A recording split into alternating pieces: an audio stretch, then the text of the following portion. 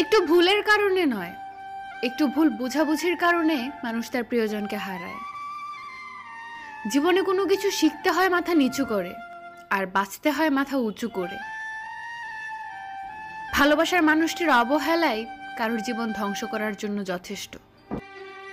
সত্যিকারের ভালোবাসা সেটাই, যেখানে সম্মান, শ্রদ্ধা ও পবিত্রতা থাকে। নিজের বাড়ি ভালো হোক কিংবা খারাপ হোক, নিজের বাড়ির মতো শান্তি কোনো রাজপ্রাসাদেও পাওয়া যায় না।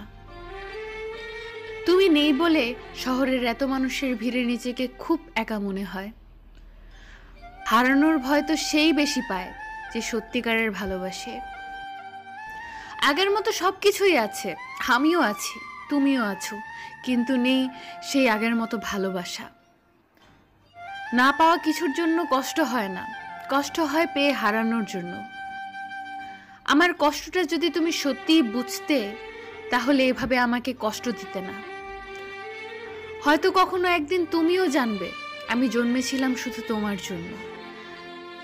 কারো অবহেলা পাওয়ার চেয়ে একা একা থাকা অনেক ভালো। একা থাকা অনেক ভালো, কারণ একাকিত্ব কখনো বিশ্বাসঘাতকতা করে না।